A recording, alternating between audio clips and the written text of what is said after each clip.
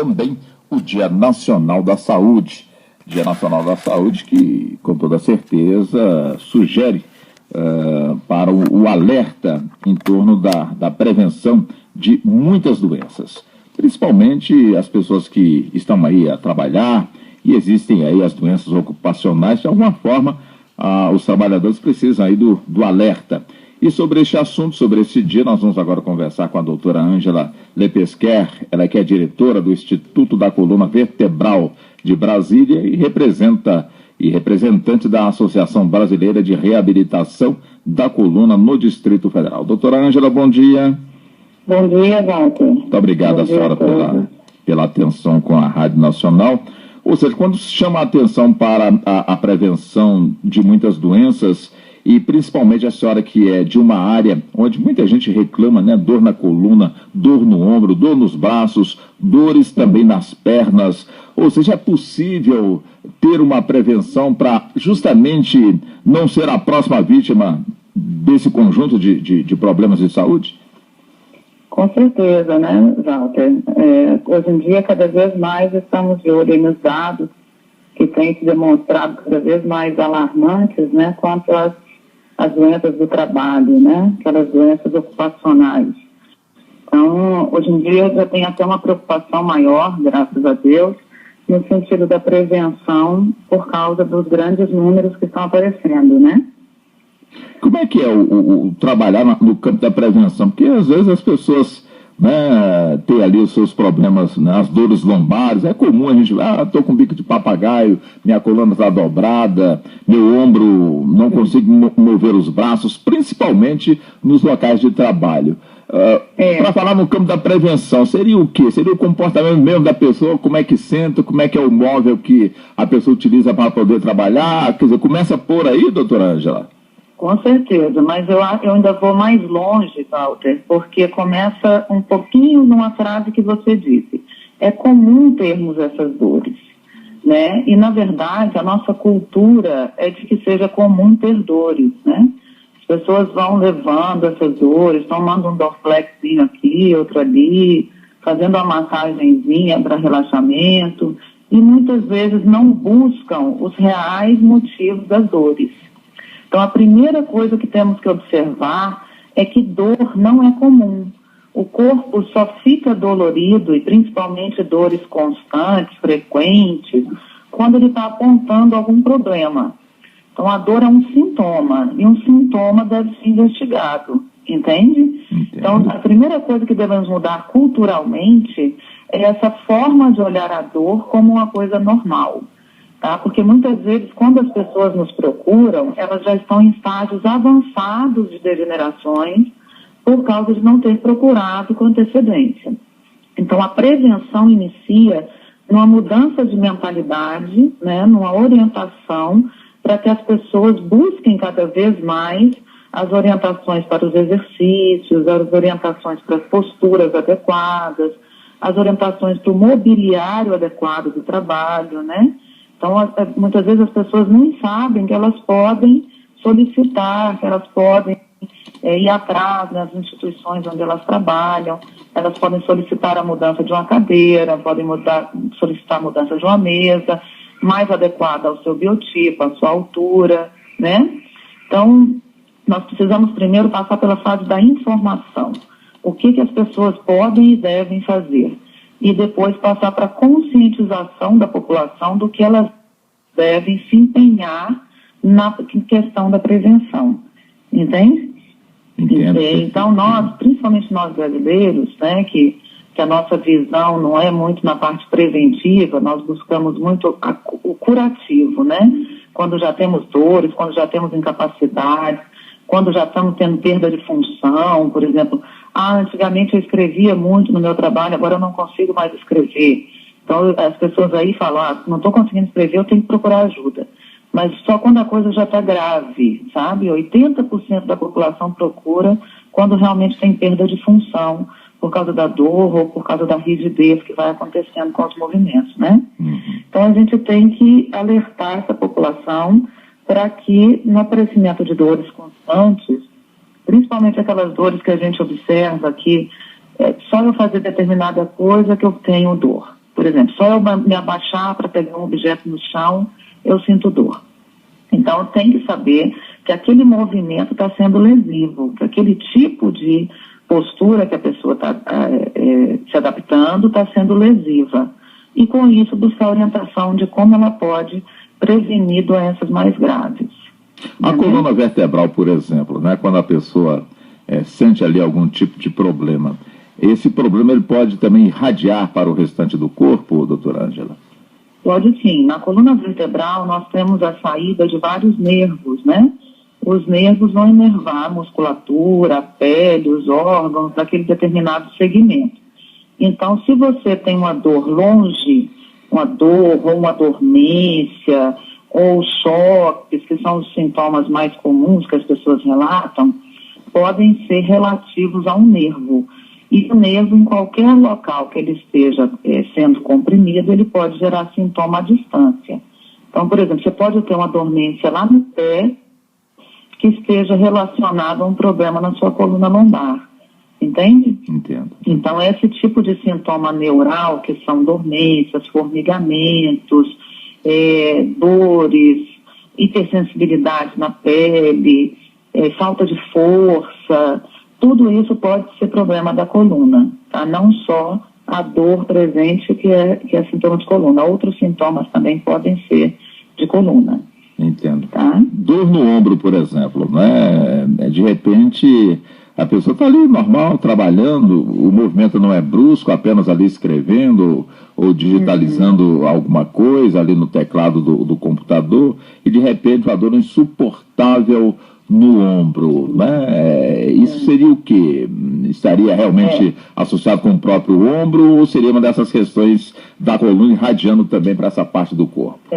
Tanto pode ser relacionado ao próprio local da dor, né? Toda articulação pode doer relacionada a ela mesmo, como pode ser uma dor que está sendo referida, ou seja, o sítio do problema está em outro local, mas está irradiando para o ombro. Porque no ombro, ali próximo ao ombro, passam os nervos que saem da coluna cervical. Então, às vezes, também você tem problema da coluna cervical, né, do pescoço, que está irradiando ali naquela região do ombro.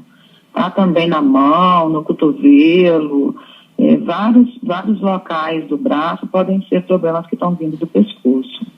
Então, somente uma análise, né, ou do médico ou do fisioterapeuta, para a gente saber direitinho, exatamente, pelo sintoma que o paciente está tendo, pelo tipo de movimento que está sendo doloroso. Existem alguns testes para os nervos, para a gente saber se está tendo comprometimento dos nervos, sabe? Para identificar e diferenciar o motivo da dor. Nós temos dores que são causadas pelos músculos, temos dores que são causadas por estruturas que estão danificadas dentro da articulação, dentro da junta, e temos dores que são causadas também pelos nervos, né? Várias estruturas podem dar dores semelhantes, mas na parte clínica, quando fazemos um exame, né, o profissional tem a capacidade de diferenciar, até certo ponto, diferenciar essas dores e caracterizá-las mais como dores da própria articulação ou de um local longe que está causando dor irradiada. Entende? Agora, para poder, de alguma forma, investigar essas dores, porque de repente a pessoa aparentemente não tem nada, mas está ali sentindo dor. Aí vai no médico, o médico faz ali alguns exercícios e passa ali o analgésico, isso quando não pede uma radiografia, e não tem nada aqui está tudo normal, e a pessoa continua sentindo dor. Quer dizer, o tal do exame chamado de ressonância magnética é o que resolve tudo, ou tem exame mais profundo que busca realmente a causa dessa dor, doutora Ângela? Quando são as primeiras crises, porque a grande maioria dos problemas de coluna são causados por problemas musculares, né? Então, a primeira conduta do médico é mandar fazer uns exercícios, fazer alguns alongamentos, fazer alguns exercícios de fortalecimento e pedem somente um raio-x para ver se não tem alguma coisa grave, né? Como fraturas ou tumores, alguma coisa grave. Quando afasta nesse primeiro momento, primeiro a gente trata como se fosse uma dor lombar mais muscular, mais mecânica. Se o paciente continua a ter dores, aí a conduta seria investigar um pouco mais com a ressonância magnética. A ressonância magnética é um exame que permite visualizar mais as partes moles, ou seja, os discos, os ligamentos, outras estruturas que não a parte só óssea, sabe? No raio-x a gente vê mais, com maior detalhe, a parte óssea, entende? Sim. Então, isso, se não melhoram as dores, o certo seria realmente pedir ressonância magnética, ou a eletroneuromiografia quando está tendo comprometimento de força, né? Quando a pessoa tem perdido força, tem que saber como é que está o nervo naquela situação. Então, às vezes, pede um exame específico para ver a função do nervo, sabe? Então, tem alguns exames mais específicos. Em alguns casos, quando se suspeita de fratura óssea também, ou de alguns outros problemas ósseos, pode-se pedir a tomografia. Mas o mais comum mesmo, que afasta a maioria dos problemas, é a ressonância. Tá? Agora, a idade conta muito por conta desses problemas, doutora Ângela? A idade conta, sabe, Walter? Mas hoje em dia a gente tem visto cada vez mais jovens com problemas de coluna, com problemas posturais, justamente pela nossa vida moderna estar muito sedentária. As pessoas hoje permanecem a maior parte do tempo sentadas.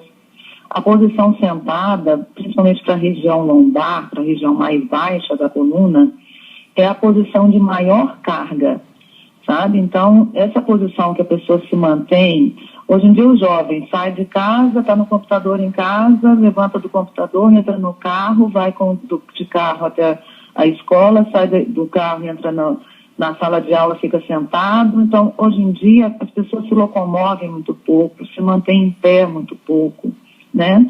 E cada vez mais, por causa dessa sobrecarga, a gente tem visto jovens de 20 anos, 18 anos, já com dores e com até processos degenerativos mais avançados na coluna. A idade que aparece com maior frequência os problemas de coluna é depois dos 45, 50 anos, porque é uma idade mais propícia para já começarem os problemas degenerativos mais, vamos dizer assim, mais próprios da idade, né? Que aí as estruturas já estão há alguns anos já sofrendo sobrecarga, e aí pode aparecer nessa idade as degenerações, né? Então, hoje em dia, o que a gente tem preconizado, né? Nós somos um instituto de tratamento, só especialistas em coluna, a gente tem buscado orientar muito, fazer campanhas de orientação, com pequenas orientações para exercícios, para posturas em casa, para exercícios que podem ser feitos assim durante pessoas que trabalham em casa, né, com atividades domésticas. Então a gente tem lançado cartilhas de orientação, tem feito campanhas em locais públicos, como parques das cidades, né, das principais capitais, para poder alertar a população da necessidade de se cuidar do corpo como uma forma de prevenir um envelhecimento, né, mais saudável, com melhor qualidade de vida, né? Então, eu gostaria até de aproveitar aqui a oportunidade para poder falar que nós temos um site onde isso pode ser gratuitamente acessado para as pessoas que tiverem interesse em procurar essas orientações, tá? E qual é o endereço mesmo, doutora? É o herniadedisco.com.br ou o ITC, I de Instituto, T de Tratamento, C de Coluna, vertebral.com.br. Esses dois sites têm algumas cartilhas, nós temos lá 2 cartilhas, uma que dá orientações de exercícios simples que podem ser feitos no dia a dia, para fortalecer a musculatura profunda, que é a musculatura que fornece a maior sustentação para a coluna vertebral. E nessa cartilha são exercícios simples que podem ser feitos em casa, tá? E na outra cartilha são dicas de como permanecer nas posturas do dia a dia. Como sentar no computador, como assistir TV, quais são as coisas que você deve olhar, as alturas adequadas de perna, de ombro, de bacia, sabe? Para poder se manter sentado. Pessoas que ficam muito tempo em pé também, como deve aliviar a carga nas pernas e na coluna.